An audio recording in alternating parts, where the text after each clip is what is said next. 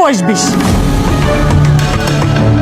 আমার 24 বছরের একটা ছেলের সঙ্গে 32 বছরের একটা মেয়েকে বিয়ে দিব, এটা কি করে সম্ভব? না মানে আসলে হয়েছে কি আপা, আমার মেয়েটা পড়াশোনায় খুব ভালো ছিল। ওর ইচ্ছা ছিল যে ও পড়াশোনাটা শেষ করবে, তাই পড়াশোনা শেষ করতে করতে একটু সময় বেশি হয়ে গেছে। আপনারা তো এটাই করেন, ভাবেন কি মেয়েকে ডাক্তার ইঞ্জিনিয়ারের কাছে বিয়ে দেবেন, শেষ পর্যন্ত তার বিয়ে দিতে পারে না, ঘরেই বসে রাখতে হয়। আপনারা কি পাত্রী দেখতে আসছেন নাকি অপমান করতে আসছেন? আপনাদের মন মানসিকতা এমন কেন? যা সত্য তাই তো বলেছি।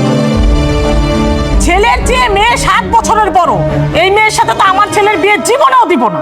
আপনার ছেলের সাথে আমার বোনের বিয়ে দিব। তাদের মন মানসিকতা এমন, তার সাথে সম্পর্ক করবো না। আরে বাপরে, এমন ভাবে বলছে যেন ওনার বোনকে বিয়ে করানোর জন্য আমরা পাগল হয়ে গেছি। আর বাড়িতে আসা মেহমানের সাথে কিভাবে কথা বলতে হয় এইটুকু আদব কায়দা নেই না? যারা সম্মান ডিজার্ভ করে তাদেরকে সম্মান দেওয়া যায়। আপনারা তো সম্মান ডিজার্ভই করেন। একটা সম্মান না আছে, চেহারা না আছে, বয়স তো বুড়ো হয়ে গেছে, তাকে নিয়ে আবার এত অহংকার। চুপ! আর একটা কথা বললে আপনারা এখনই আমার বাসা থেকে বের হয়ে যান। বের হয়ে যান। বাবা দিয়ে লাভ কি? মা, কেন তোমরা 2 দিন পর পর এইভাবে পাত্র আনো আর আমাকে ছোট করো? আমার এসব ভালো লাগে না। আমার বিয়ে শাদীর দরকার নেই, আমি তো চাকরি করছি মা, সারা জীবন না হয় তোমাদের সাথেই থাকবো। এসব তুই কি বলছিস মা? একটা সংসার, একটা বাচ্চার মা হওয়া, স্বামী সন্তান নিয়ে সংসার করার যে কি আনন্দ, সেটা কি তুই কোনোদিন বুঝবি না মা? আমার বোঝার দরকার নেই। আপু, তুই একদমই চিন্তা করিস না। দেখিস তুই একদিন অনেক ভালো কাউকে পাবি, অনেক সুখে থাকবি তুই। এসব বাদ দে, তোর ইন্টারভিউ কেমন হলো? ভালো হয়েছে, মনে হয় না চাকরিটা হবে, কারণ আমার তো কোনো রেফারেন্স নেই, কোনো এক্সপিরিয়েন্স নেই।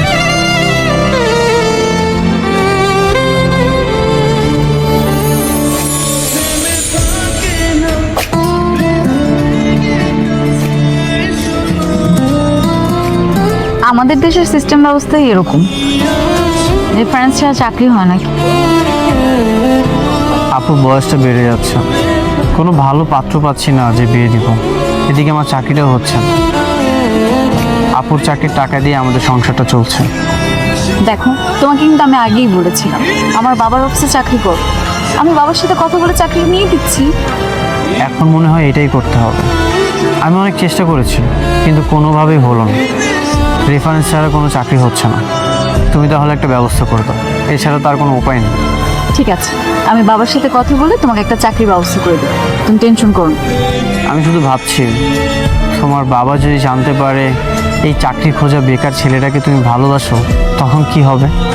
যা হবার হবে, পরেটা পরে দেখা যাবে। তুমি এত টেনশন করো কেন? এগুলো বাদ দাও না। কোটিপতির মেয়ে হয়ে তুমি এই গরিব ছেলেটাকে ভালোবাসো, তোমার বাবা কখনোই মেনে নিবে না। না মানলে নাই, আমার পালিয়ে যাবে, তারপরও আমি তোমাকে ছাড়া থাকবো। আপুকে এখনো বিয়ে দিতে পারলাম না, সেখানে আমি কিভাবে বিয়ে? আমার মেয়ের রেফারেন্স আছে, তাই তুমি কিন্তু তোমার নিজের যোগ্যতা চাকরিটা পাচ্ছ না, চাকরি পাচ্ছ আমার মেয়ের রেফারেন্সে, রাইট? বাবা, তুমি কিন্তু নিলয়কে অপমান করছো, ও আমার বন্ধু, তুমি এভাবে কথা বলতে পারো না ওকে। আমার কনফার্ম, তুমি কাল থেকে অফিসে জয়েন করতে পারবে। ঠিক আছে, চলো তাহলে যাই। স্যার আসি, আসসালামু আলাইকুম। মিষ্টি কেন? কি ব্যাপার মিষ্টি, কোনো খুশি খবর আছে নাকি নিলয়? হ্যাঁ, আমি তো চাকরি পেয়েছি, আগামীকাল থেকে অফিসে জয়েন করব। আপনি একটা মিষ্টি খান। Thank you.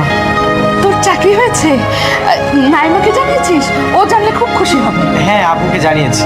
যাক, তাহলে তো ভালোই হলো, বোনের চাকরিটাকে আর খেতে হবে না। শোনো নিলয়, এবার বোনটাকে একটা ভালো ঘর দেখে বিয়ে দিয়ে দাও। আপনার কি মনে হয় আমার এতদিন চাকরি হয়নি বলে কি আমার বোনের বিয়ে দেয়নি? না না, আসলে অনেক বয়স হয়ে গেছে তো, এক কাজ করো, ওই যে অনেক ছেলেরা আছে না বিদেশে থাকে, বউ চলে গেছে, বউ মারা গেছে, দুই একটা বাচ্চা টাচ্চা আছে, এরকম একটা ছেলে দেখে বোনটাকে তাড়াতাড়ি বিয়ে দিয়ে দাও। এইসব আপনি কি বলছেন ভাবি? ঠিকই বলেছি, কতদিন আর মেয়ে আপনাদের সঙ্গে থাকবে বলেন? যতদিন ইচ্ছা ততদিন থাকবে। আপনার কোনো সমস্যা? আপনারটা কি খায় নাকি আপনার বাসাতে ঘুমায়? এত বড় বড় কথা বলো দেখেই তোমাদের আজকে এই অবস্থা।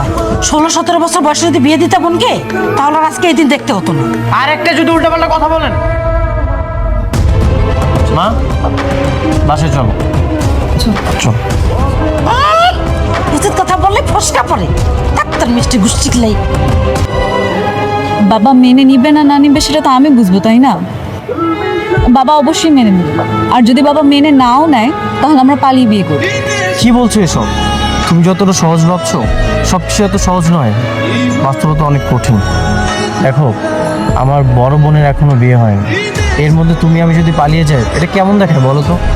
আপুর জন্য পাত্র আমরা দুজন মিলে খুঁজবো, কেমন? সেটা হয় না। তুমি আমি যদি পালিয়ে যাই, তোমার বাবা আমার মা আর আপুকে ধরবে, আর আমি কখনোই চাই না তাদের ক্ষতি হোক। শুধু আমিই বেসেছি, তুমি আমাকে ভালোবাসো, কষ্ট পেলে আমিই পাবো। থাকো তুমি। নিলয়, আমরা দুজন দুজনকে অনেক ভালোবাসি বাবা। হ্যাঁ, আমি সেদিনই বুঝতে পারছিলাম তোমাদের মধ্যে কিছু একটা চলছে। আচ্ছা মা, তুমি আমার মেয়ে হয়ে এই রকমের একটা ছেলেকে কি করে পছন্দ করলে? না বাবা, তুমি ভুল বুঝছো, নীলা অনেক ভালো ছেলে। হ্যাঁ, খুবই ভালো ছেলে, যে পড়াশোনা শেষ করে নিজের যোগ্যতায় একটা চাকরি জোগাড় করতে পারে না। দাও, আমার কারণে যাতে ওর চাকরিটা না হারায়। আমার মায়ের কারণে কারো চাকরি যাবে, এটা কি হয়? ওর চাকরি যাবে না। রিল্যাক্স বেটা, রিল্যাক্স। দেখুন স্যার, মিথিলের সাথে আমার রিলেশন অনেক আগে। যখন ওর সাথে আমার রিলেশনটা শুরু হয় তখন আমি জানতাম না ও এত বড় লোক। শোনো ছেলে, আমি যদি আমার মেয়ের মতো বোকা হতাম তাহলে তোমার এই কথা বিশ্বাস করতাম, কিন্তু আমি সেটা বিশ্বাস করি না। তুমি স্পষ্ট করে শুনে রাখো, তোমার সাথে আমার মেয়ের বিয়ে দেব না। জানি স্যার, এই জন্য আমি বারবার ওর লাইফ থেকে চলে আসতে চেয়েছি, কিন্তু বারবারই ব্যর্থ হয়েছি। ব্যর্থ হয়েছে, ইটস এ টেকনিক। কেউ জানুক। জি স্যার, কেউ জানবে না। শোনো ছেলে, তুমি আমার মেয়ের জীবন থেকে যত দ্রুত সরে যাবে তত দ্রুত তোমার সফলতা আসবে। নাও লিভ। আসসালামু আলাইকুম স্যার। তুই না হয় ওই যে কিছু ছেলে থাকে না যাদের ডিভোর্স হয়ে গেছে কিংবা ওয়াইফ মারা গেছে, বা অনেকের তো একটা দুটো বাচ্চাও থাকে। মা, তুমি কি বলতে চাচ্ছ? আমার আপুকে সেখানে বিয়ে দিব? তুমি কি পাগল হয়ে গেছো? এছাড়া তো আর কোনো উপায়ও নেই। আমরা তো আর চেষ্টা কম করলাম না, দিন দিন তো বয়সটাও বেড়ে যাচ্ছে। ভাগ্যে যা আছে তাই হবে। আপুর কপালে যে লেখা আছে সেখানেই যাবে। সব সময় ভাগ্যের দোষ দিলে হয় না, তুই একটু চেষ্টা করে দেখ। মা আর কত চেষ্টা করবে বলো তো? আর কত চেষ্টা করবে আমার ভাইটা? তোমার সমস্যা কি মা? তুমি 2 দিন পর পর বিয়ের জন্য কেন এত পাগল হয়ে যাও আমি বুঝি না মা। কেন? আমি তো বলছি আমি বিয়ে শাদী করবো না, তারপরে এই বিষয়টা নিয়ে কথা বলতে ভালো লাগে না। আপু, তুই রাগ করিস না, তুই তোর ভাইয়ের উপরে ভরসা রাখ। বিশ্বাস কর ভাই, আমি রাগ করি না, কিন্তু এই যে মা তোরা দুজনে এত টেনশন করিস, এটা আমার ভালো লাগে না রে। মা, এখন আমি চাকরি করি। তুমি কাজের অজুহাত দেখিয়ে আমাকে তোমার কাছ থেকে দূরে সরিয়ে নিচ্ছ। তুমি কি মনে করছো আমি কিছু বুঝি না? বুঝতে যখন পারছো তাহলে কেন প্রশ্ন করছো? এত বছরের রিলেশন আমাদের, হঠাৎ করে তুমি চেঞ্জ হয়ে যাবে আর আমি তোমাকে কিছু জিজ্ঞেস করবো না? কি হয়েছে আমার? তুমি কেন এরকম করছো, কেন ইগনোর করছো সেটা আমাকে জানতে হবে না? মিথিলা কোটিপতি পরিবারের মেয়ে, ওর বাবার অফিসে আমি চাকরি করি, ওর সুপারিশে আমার চাকরিটা হয়েছে। কর্মচারী হয়ে মালিকের মেয়েকে কিভাবে বিয়ে করবো? বলিস কি? তাহলে তো ওর বাবা তোর সাথে ওর বিয়ে দিতে রাজি হবে না। হ্যাঁ, রাজি হবে না। আমি সব কিছু ডিসিশন নিয়েই ওকে জানিয়েছি, কিন্তু ও তো তুমি আর আমাকে বিরক্ত করো। প্লিজ তুমি এখান থেকে চলে যাও। এত ভালো পাত্র কি আর আমার বোনকে বিয়ে করবে? করবে, তবে একটা শর্ত আছে, সেটাই সমস্যা। কি শর্ত? ছেলে দেখতে শুনতে মোটামুটি ভালো, আর ছেলের একটা ছোট বোন আছে। বোনের একটা পায়ে সামান্য সমস্যা, এই হাঁটতে গেলে একটু খুঁড়ায় খুঁড়ায় হাঁটে আর কি। আচ্ছা, শর্তটা কি? এ, শর্তটা হইতেছে ছেলের সেই বোনকে তোমার বিয়ে করতে হবে, তাহলেই ছেলের সাথে তোমার বোনের বিয়ের ব্যবস্থাটা আমি করতে পারবো। কি বলছেন চাচা? এভাবে শর্ত দিয়ে বিয়ে করা কেমন দেখায়? উপায় একটা আছে, বললাম। ছেলে সরকারি চাকরি করে, তারপরে তোমার বোনের জীবনটা অনেক সুন্দর হয়ে যেত, ভবিষ্যৎটা কিন্তু ভালো হতো। পছন্দের মেয়েটাকে বিয়ে করতি, তাহলে আমরা খুব খুশি হতাম। মা ঠিকই বলেছে। আমার জন্য তুই নিজেকে কষ্ট দিবি এটা আমি চাই না ভাই। কিন্তু ছেলে সরকারি চাকরি করে, এমন ভালো ছেলের কথা পাবো না মা? কেন পাবো না? ভাগ্যে থাকলে আমরা ঠিকই পাবো।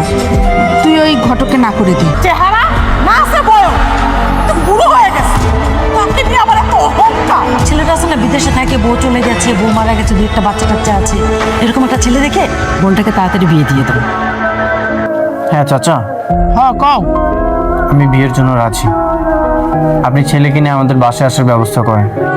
আলহামদুলিল্লাহ, আমি আজকে অ্যালাপ করতেছি, যদি ফ্রি থাকে তা। এতদিন আমরা অপেক্ষা করতে করতে এমন একটা সোনার টুকরা ছেলে আল্লাহ আমাদেরকে খোঁজ দিয়েছেন।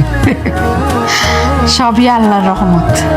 হ্যাঁ ভাবি, জন্ম মৃত্যু বিয়ে সব কিছু আল্লাহর ইচ্ছায় হয়। আল্লাহ হুকুম করেছে, সেভাবে কাজ হচ্ছে। আমি একটু নীলের সাথে কথা বলতে চাই। হ্যাঁ অবশ্যই। জি ভাইয়া বলেন। আমার বোনকে বিয়ে করতে তোমার কোনো আপত্তি নেই তো?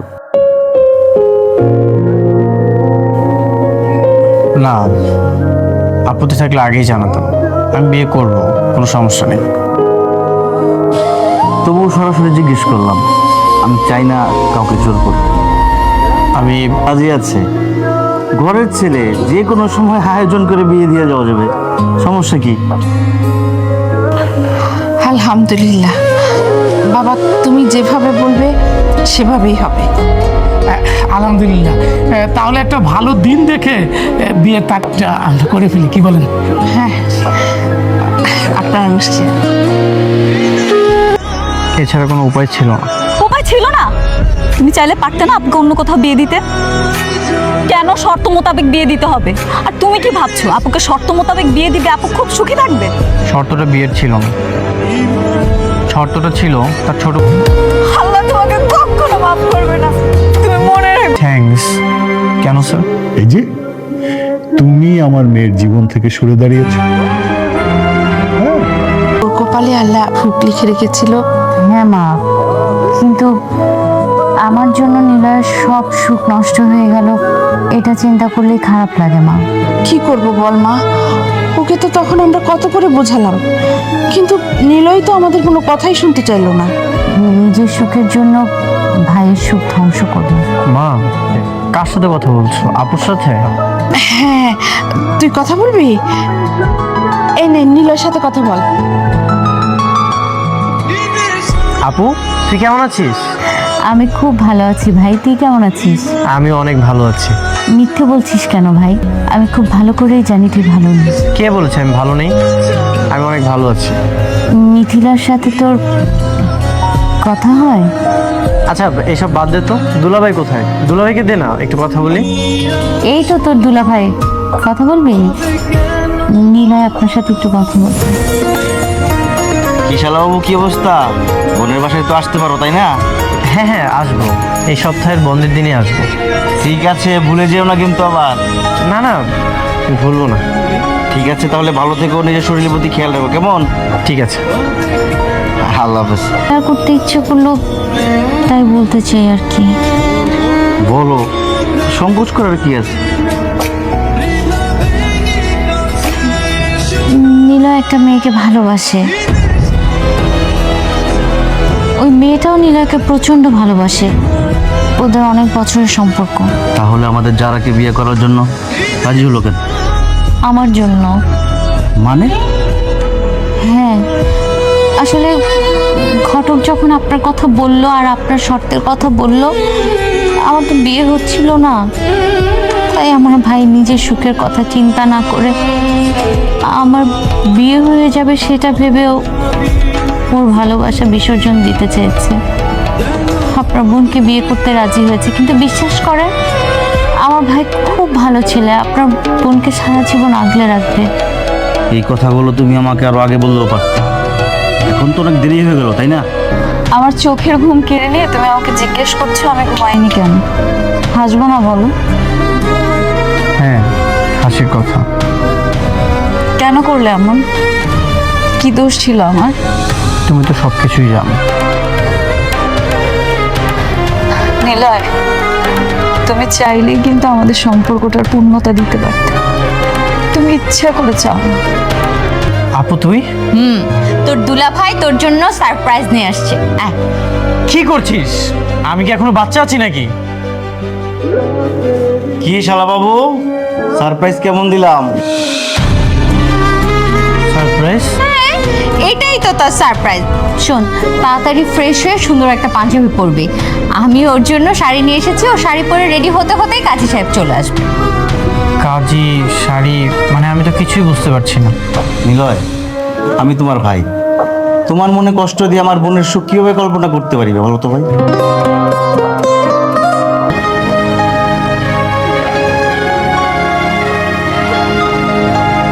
সুখে থেকো।